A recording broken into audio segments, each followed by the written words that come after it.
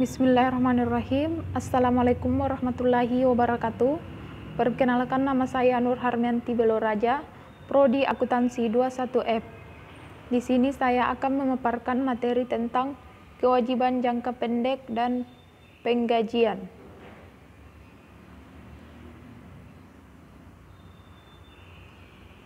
A. Kewajiban jangka pendek.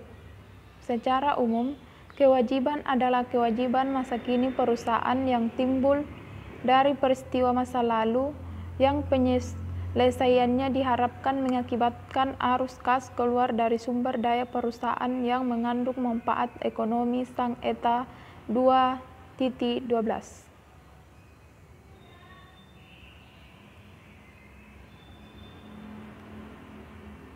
Menurut sang eta 2009 4.8, suatu kewajiban dikategorikan sebagai kewajiban jangka pendek apabila 1. Diperkirakan akan diselesaikan dalam jangka waktu siklus normal operasional perusahaan. 2. Dimiliki untuk diperdagangkan. 3. Kewajiban akan diselesaikan dalam jangka waktu 12 bulan setelah akhir periode pelaporan. 4. Perusahaan tidak memiliki hak tanpa syarat untuk menunda penyelesaian kewajiban, setidaknya 12 bulan setelah akhir periode pelaporan.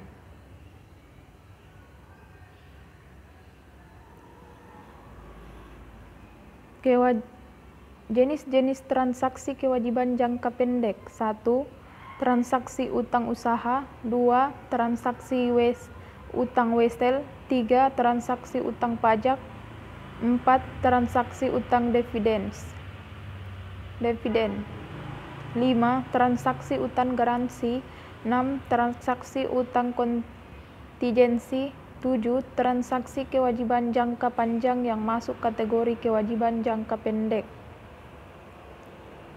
1. Transaksi utang usaha. Utang usaha adalah kewajiban yang timbul dari kegiatan operasional perusahaan kepada pihak lain yang harus dipenuhi dalam jangka waktu pendek. Utang tersebut biasanya tidak disertai dengan perjanjian secara tertulis. Bahkan, seringkali timbulnya utang piutang ini hanya didasarkan atas saling mempercayai antara pihak kreditur dan pihak debitur. Contoh transaksi utang usaha, utang dagang.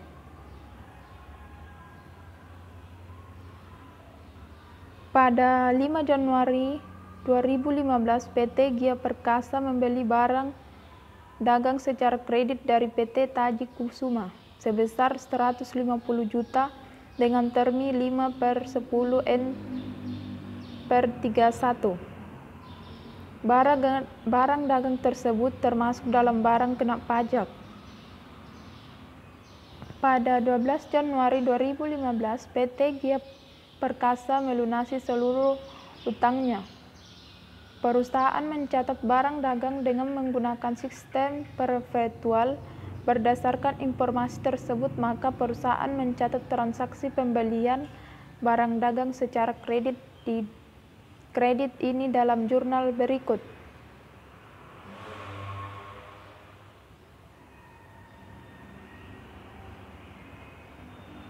Tanggal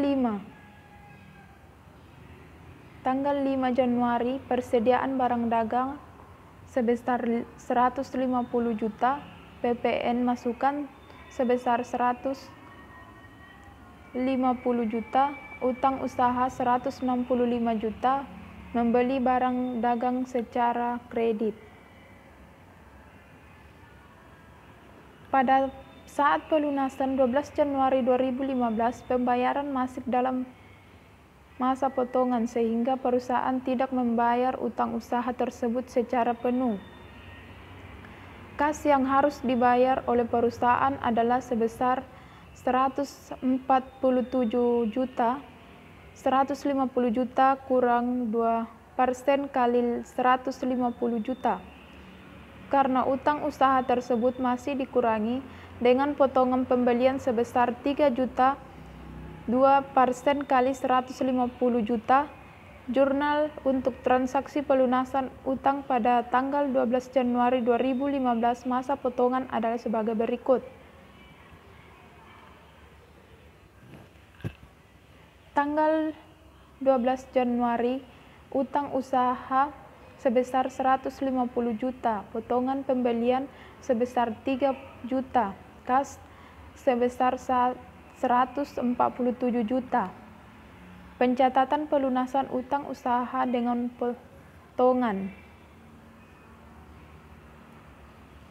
Apabila utang usaha tersebut dibayar setelah tanggal masa potongan 15 Januari 2015, misalnya tanggal 17 Januari 2015, perusahaan harus membayar penuh utang usaha tersebut, yaitu sebesar 150 juta. Jurnal untuk mencatat pelunasan serta tanggal masa potongan yakni sebagai berikut. Tanggal 17 Januari, utang usaha sebesar 150 juta, kas sebesar 150 juta, pencatatan pelunasan utang usaha dengan potongan. 2. Transaksi utang wesel.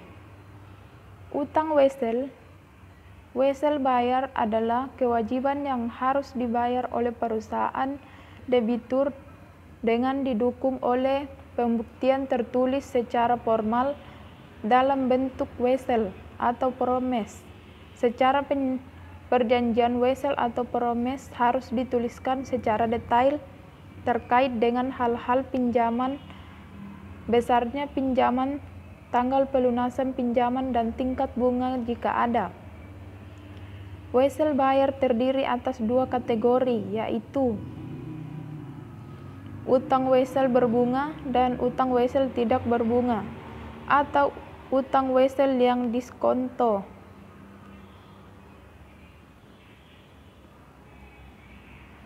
3. Transaksi utang pajak.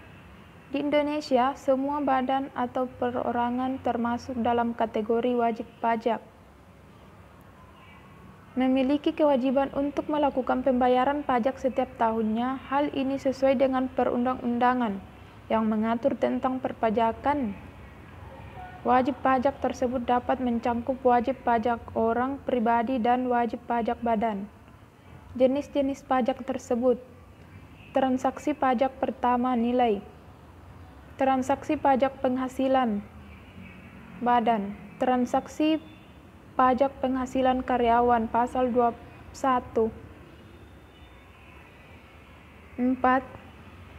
Transaksi utang dividen.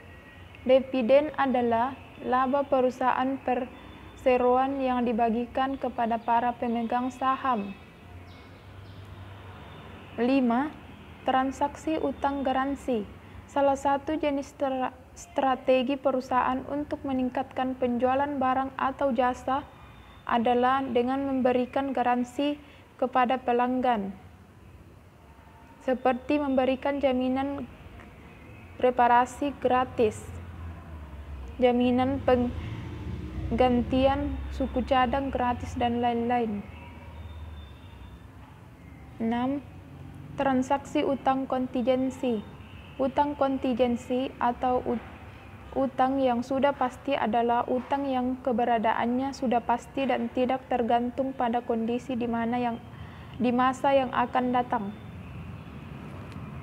7.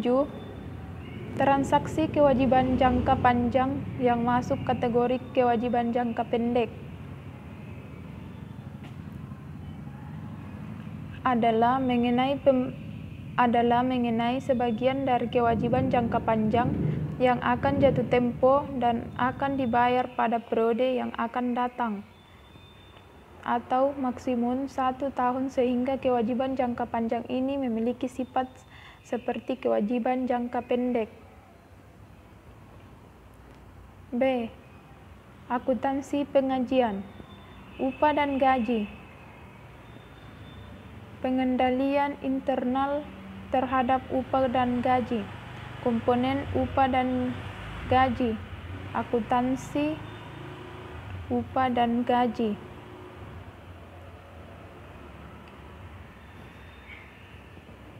Upah adalah biaya tenaga kerja yang dibayarkan atas dasar jam, harian, atau bagian kerja, sedangkan gaji adalah biaya tenaga kerja atas pelayanan kepegawaian ataupun manajerial yang dibayarkan secara teratur. Pengendalian internal pengajian yang efektif melibatkan departemen fungsional. Terima kasih.